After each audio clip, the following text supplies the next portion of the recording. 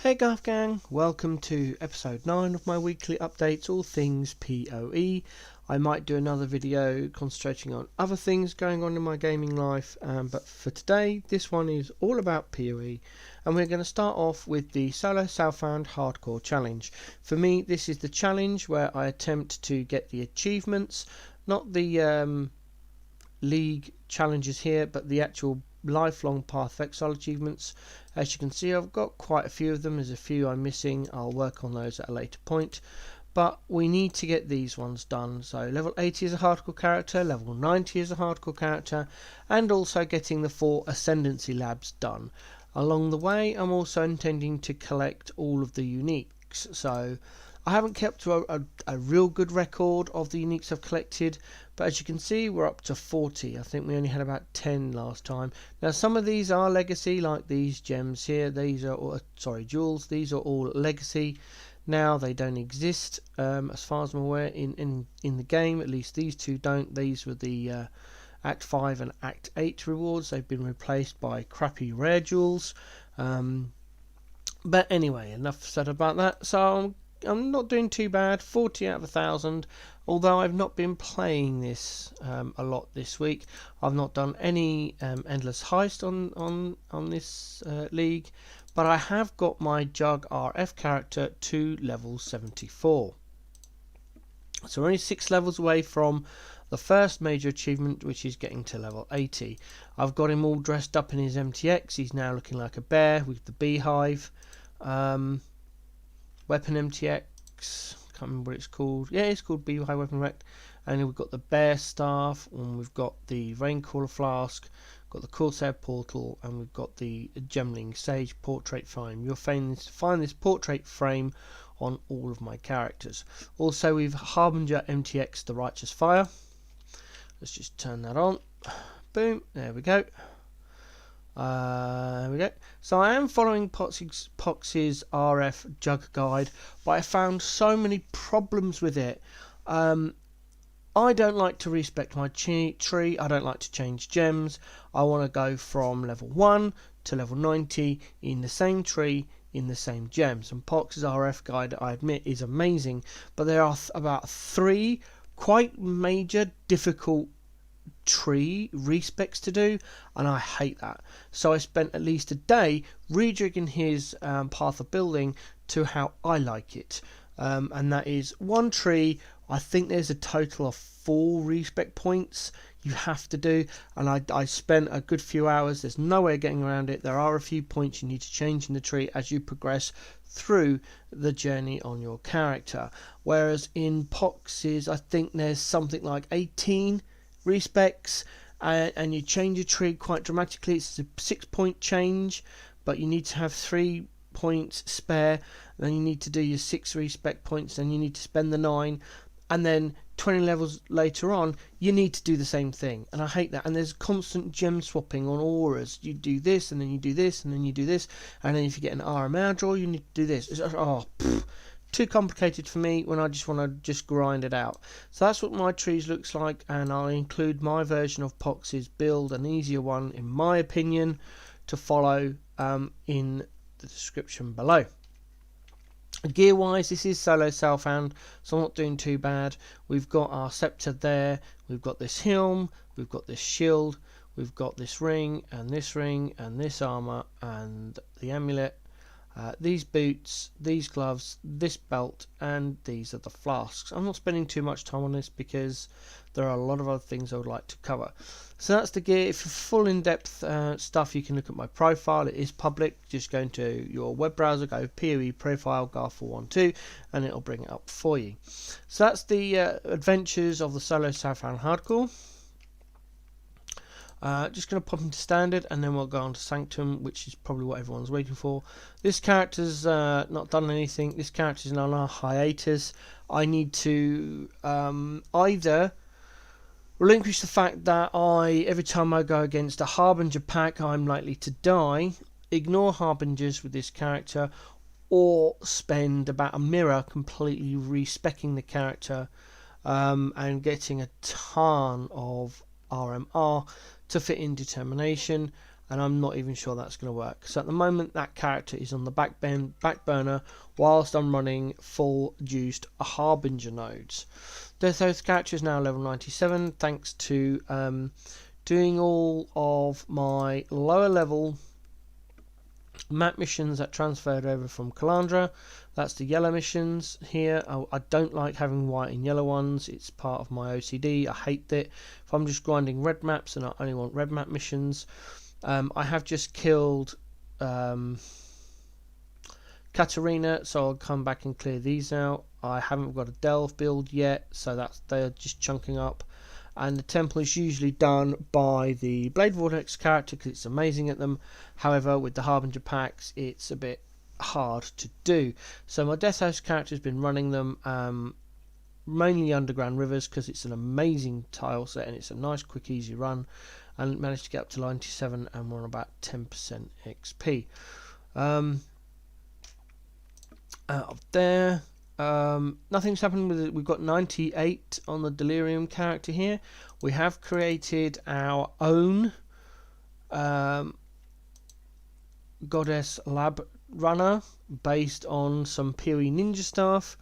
I was hoping to get help from 9 Lives. Mr. 9 Lives is a Twitch streamer. They are absolutely brilliant at currency and economy and crafting, and they have a small team of people that help them do that. A heister, a Jun farmer, and one of the best lab farmers in the game apparently. I was hoping to get some help from them, but they were too busy, so I went and made my own. This is a strength stacking Molten Strike character. And this is the gear. Again, check my profile. It's not great gear. I didn't spend too much on this character, maybe 20 divines I think, to buy the gear. I've got all my flasks here. This is the tree. The reason it's orange is because it's tracking the 2 split personalities that we've got way over here, which is strength and accuracy. So, and we've got our Lethal Pride there. I couldn't afford a decent one. They're about 30 divines each. I didn't want to spend that money because I'm not even sure that I like this character. But this one's not too bad. We've got a 20 strength node there. Totem damage, which I'm using a 5% increased strength node there, which is cool. 20% armor, which is great. 5% damage taken as fire, also good. More totem damage there. Crit multi, which is completely pointless for me, but anyway, yeah, so that's that character. See the profile for full in-depth tree and gear. I haven't done a lab yet. I'm waiting for a lab to be good. I haven't checked today's. It could be alright. The explosive character, I need to spend a lot of time on this character, so hopefully next week, given the festive period, I hope to have this up to at least level 93, if not 94. And the reason is because on my Atlas passive tree, I have gone full on heist, as you would expect from a heist YouTuber. I have got all of these nodes here for Secret Stash. We have gone back to Huck. I did put out an early video near League Start showing gameplay with Huck in a tier 16 map. I wasn't quite ready to change my Atlas passive at that point, so I removed those nodes, went back to some Harvest and Expedition. I've since dropped Expedition. I want Heist and I couldn't fit Heist, Expedition and Harvest in there, so we've dropped all of the Expedition, most or some of the Harvest stuff. I need to get a few more bits of Harvest, and I'll drop Harvest and possibly go back to Expedition. I'm not sure what I'm going to do yet. We've got our shrines. We are full on Harby. We have all of the Harby stuff. All of the Harby stuff is on there. And then we're up here for the heist, casing the joint, and up here for no honor among thieves. And then we've come down here. And I know it's worse than Eater of Worlds, but Eater of Worlds is way over here and is not really anywhere near. When I suppose once I drop Harvest, I could come across here and dip into these, or I could just get rid of Searing Exarch. I hate Searing Exarch. I don't like it. So I'm going to end up dropping these points and possibly coming back over to Eater Worlds. But we've also got this one here, the Finer Arts. Now with the Finer Arts, we're hoping for Agility, Deception and Engineering. If I drop an Engineering one, because I have these nodes over here, if it's a Precious, then I'll keep it. Otherwise the Engineering one just lays on the floor. Anything that is an Agility or Deception, priceless ones, I just, unless they're priceless, precious, they stay on the floor. I'm not bothered. We've got level 5 here. The reason for taking the level 5 is after some testing, which I forgot to record, the rogue marker value of the artifact increases the higher the job level required.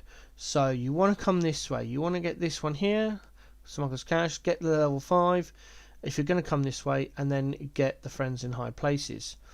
And then come over here and then choose whichever you want to go to. I'm going for Agility and Deception, so I can farm Gianna.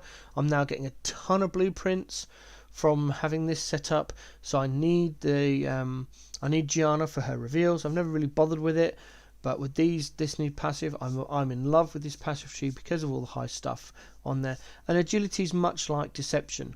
The reason Agility is much like Deception is because if you have a cast when damage taken set up on your character, you can just run through the beams and take practically no damage or minimal amount of damage, and then you just leave your life pot to heal back up again. As for why do I run Agility? Well, Agility can have Harby nodes at eye level 68, so hopefully get some fracturing shards and orbs. Maybe. I've only had 4, I think.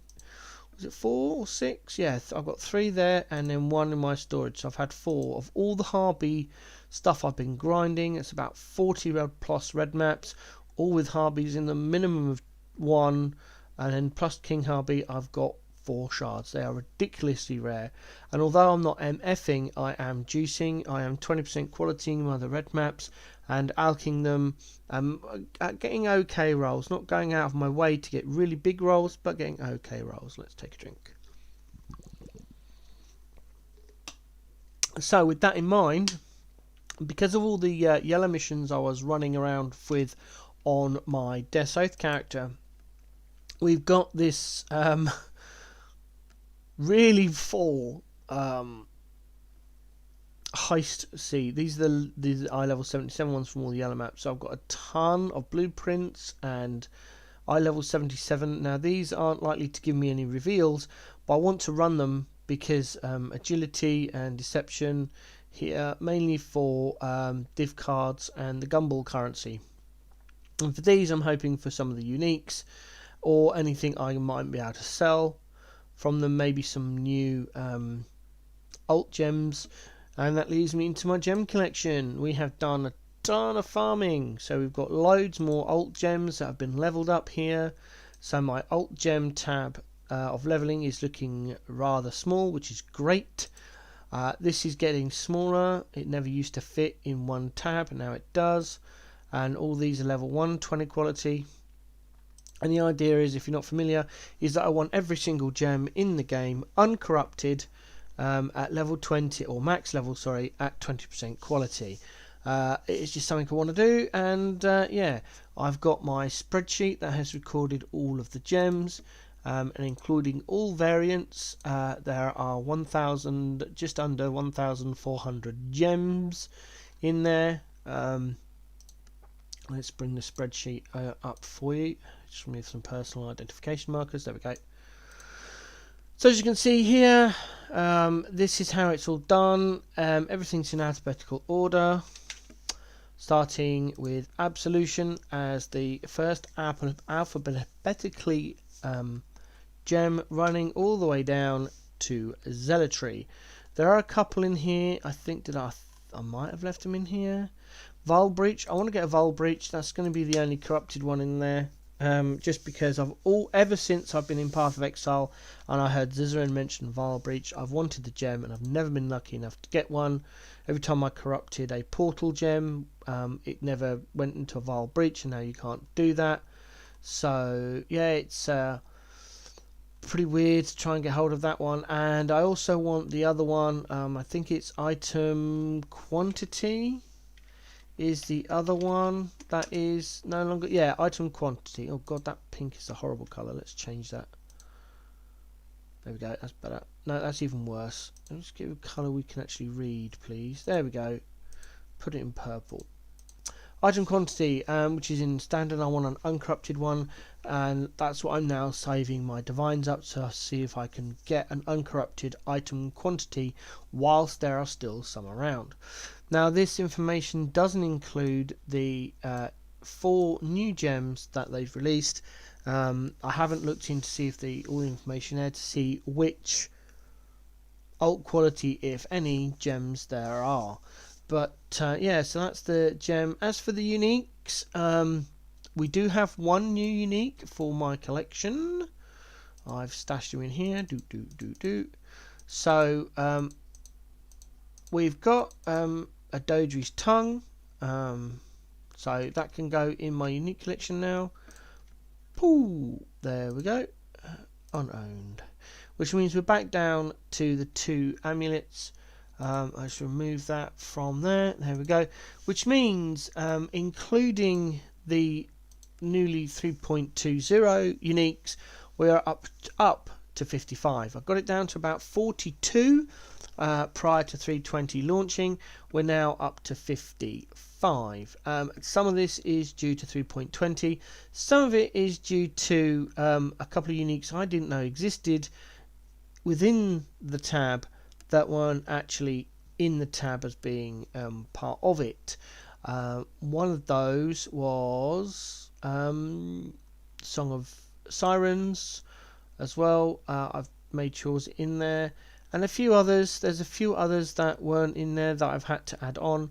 Now, I do own a Headhunter, but it's not in the unique tab. It's on the BV character, so I kind of need a second one just to stay in there.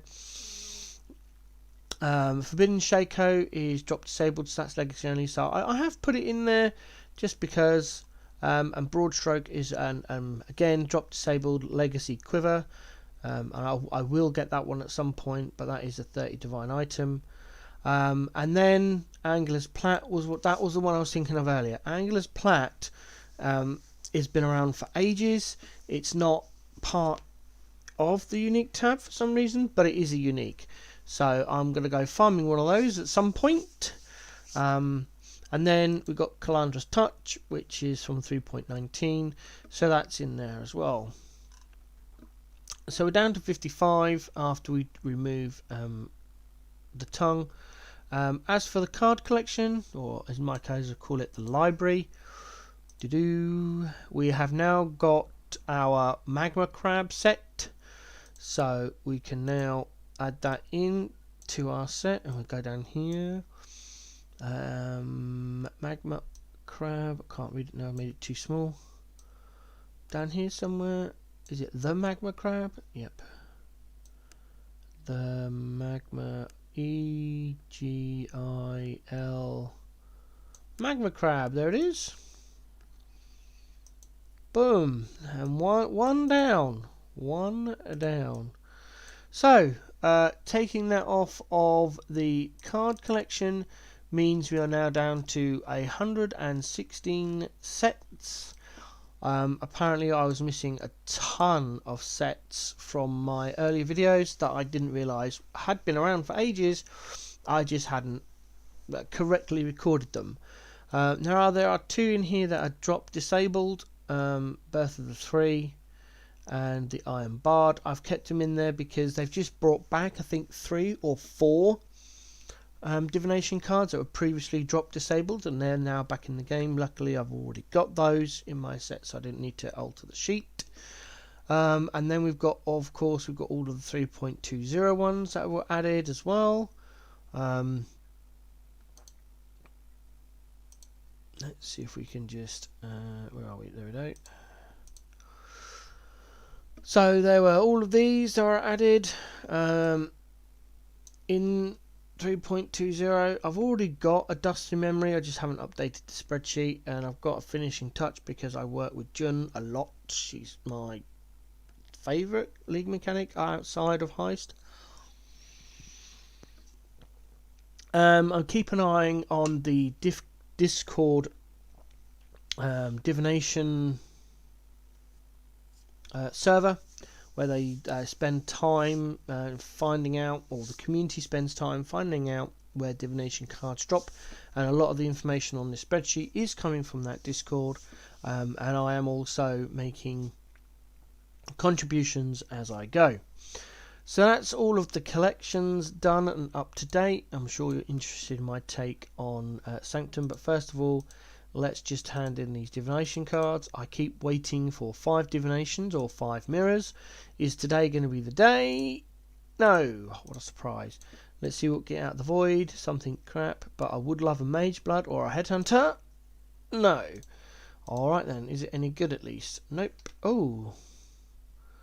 Ooh, I saw 15% increased, 30 area of effect, 104. It's not bad, it's just not that great. I might throw my cell tabs, it might sell at some point. There we go. Right, so that's all that done. Let's move on to the Sanctum. Now, if you follow my Twitter, you will see the tweet I sent out yesterday. Let's just bring it up. I can't even remember what I actually said. Started the league today, found an awesome league start build I liked from Adequate Velna, having a ton of fun. Find out more in my weekly update video, hashtag YouTube tomorrow, hashtag Path of Exile. So this is that video, and this is Velna's build. I'll link the Twitch channel below so you can go watch them. It's a Stormbrand Inquisitor, and I don't care what anyone says, but I am having a ton of fun, and Stormbrand is back on the menu. Now this is a low investment. I've spent keep wanting to say copper, I've no idea why, 3 chaos on this so far. I am taking my time, I'm not getting stressed out, I'm in no rush, so which is where my play time is nearly 10 hours, and I'm only just got into Act 5, and I don't care. I'm spending every single minute I can in Sanctum. I generally save 8 rooms and then run all the rooms at the same time, just so I'm in that mood of slow it down a bit or go fast, depending on what's in the room. Try and get through it with my resolve intact. I've been having a ton of fun. I've got quite a few currency. I've had several orbs of binding. Some of them worked out, some of them haven't. I've got another one sat here. I've got max life greed essence sat there waiting. One small issue I had with the way Velna has put this together, the build can be found here on poevault.com, and there they are. There's there's she. It's brilliant. All the information is here. It's absolutely amazing. My one small issue with it is that she has done 3 POBs, league start, mid-range and endgame, rather than 1 POB with the different variants in. Each to their own. I just prefer having 1 POB so I'm not having to constantly import. It's also done as a paste bin and not a pop in. I prefer a pop in, but again, that's personal preference. It doesn't matter really how you import it. I just like to be able to see certain things straight away rather than having to import it into POB. So because it's league start, mid-range and endgame on 3 different POBs, what I've done is I've flicked through. I have made some changes. Because of my medical conditions, I can't use anything on left click, so I don't have the molten shell set up, so I've changed that into something else. Everything else I've done is the same. I don't like wand triggers either, So I've come up with a different way of doing that as well. And I hate golems because if you're in the safe time, so if you warp into now, you get that grace period. Golems don't have a grace period, so you go in there, the golem moves and it gets targeted and it dies, and it's micromanagement that I don't want. So I've removed that. I know it means I'm losing a lot of damage, but you know, I'd rather not. It saves micromanagement. So the POB I've put together is changed from my style of play. So what I've done, and I'm not in this is a mid to end game. You move to Petrified Blood. But at the moment I've gone for a casting damage taken setup. I'm not sure. I don't really play Petrified Blood builds, and I'm not sure if that's going to work, but I've put it in there at the moment. If it doesn't, I'll change it into something else. We've got the Orb of Storm set up here. We've got, there's the 4 auras: Termination, Zealotry, Petrified Blood with an Enlightenment. That's the Stormbrand set up. And then all these 3 are linked to Arrogance, so we're kicking off our Petrified Blood. And then, as I said earlier, I don't like automated trigger wands, so I've gone with a Frostblink, Hex Touch, Life Tap setup, and then I'm going to be using Conductivity for packs, and Assassin's Mark for bosses. It's just going to be a gem swap. I've never had to do gem swaps before, but that's the only way I can think of getting it to work for the way I like to play. I've also got my gear setup done where I'd like to do, and again I'm dropping about 30, 40, 50k DPS from a dual wind into a shield, just to help out with resists. We're using a few uniques here. I also thought about doing a double call of the Brotherhood ring setup, and I'm not sure I'm going to be able to make that work because it's a lot of resists you lose. You're giving up the resists and you're giving up the mana cost as well. Just try and bring that mana cost down. I'm not sure if my personalised setup is going to work. Verna's probably done a lot better job than I did. It took me about an hour to rejig that. But yeah, that's the build, and I'm having a ton of fun. I have not come across any problems whatsoever. I have died. Oops, excuse me. /died, I thought was the. Why isn't it working? Apparently I haven't died, or I'm typing it in incorrectly. Is it /died?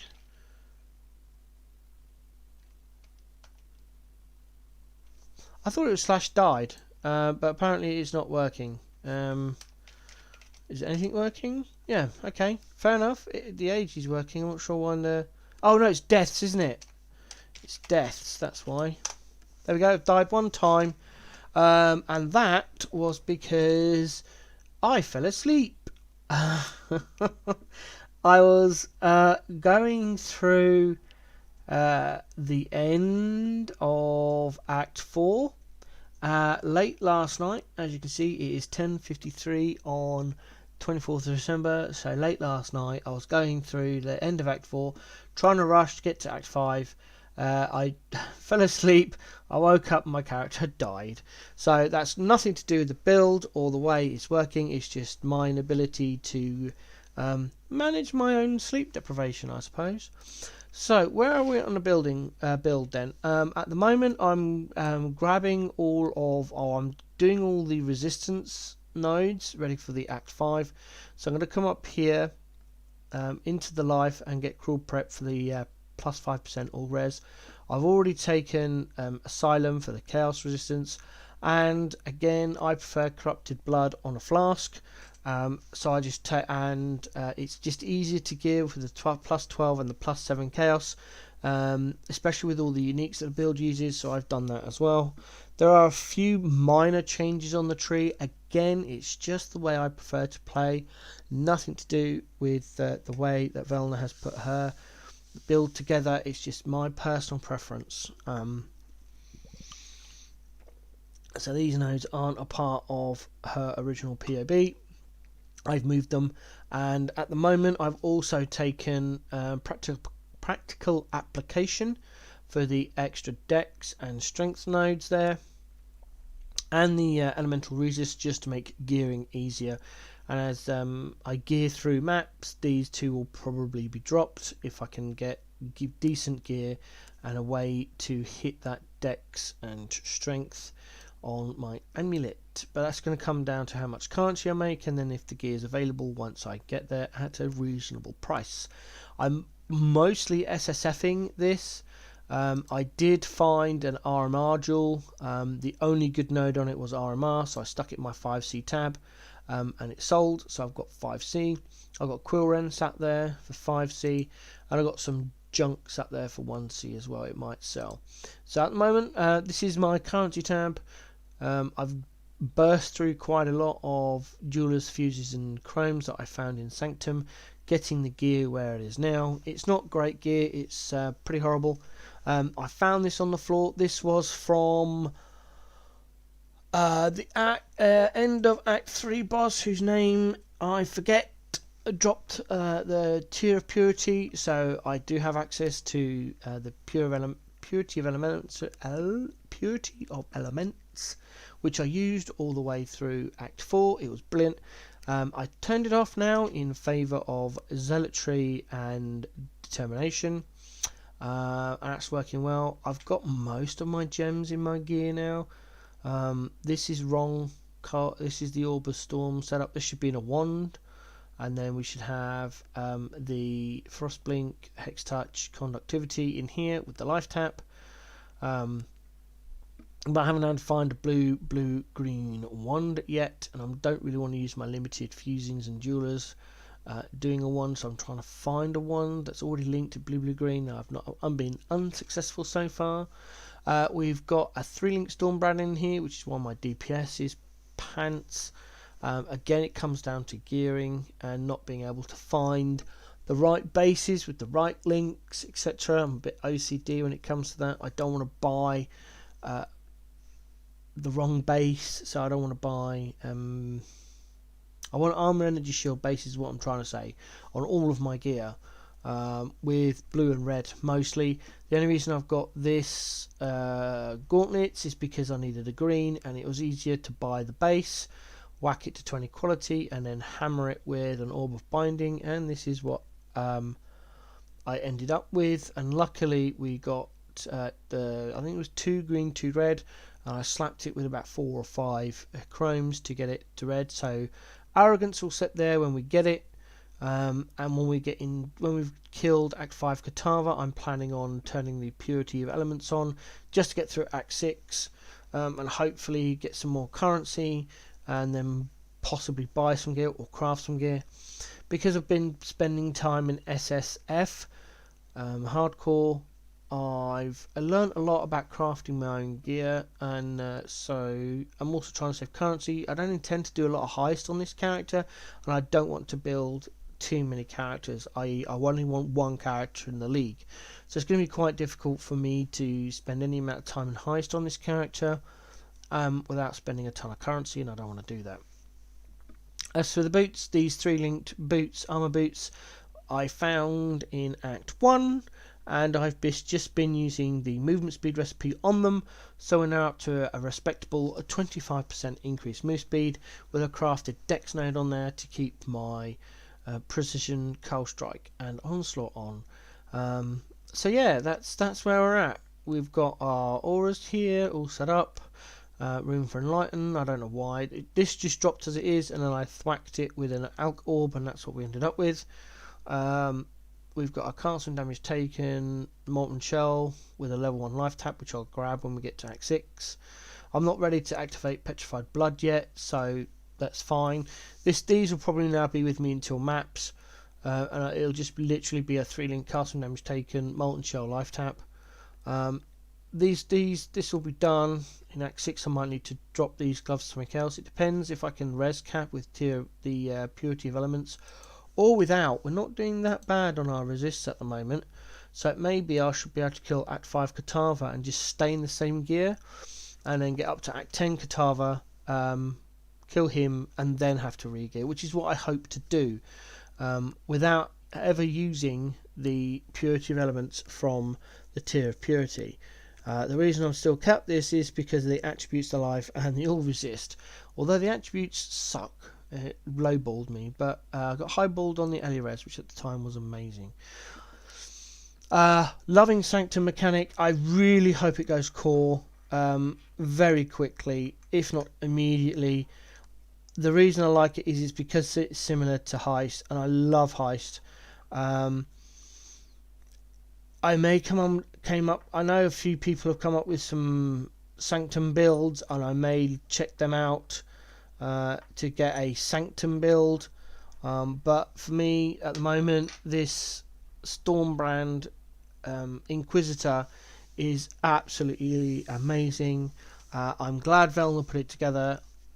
Thank her to the bottom of my heart for doing it, because without this build I probably wouldn't be playing Sanctum, and as I said time and time again, I'm having a ton of fun. Thanks for watching. I know this one's been a bit longer than usual. I tried to keep it 20-25 minutes and this has gone over, but this is what happens when I get excited and I end up playing League rather than just my normal standard and solo Southbound hardcore.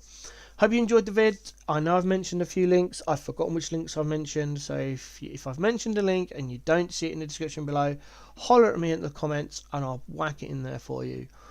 Stay safe in Rogue Harbour. Stay safe in Sanctum. Hope you have a ton of fun, and yeah, see you in the next one.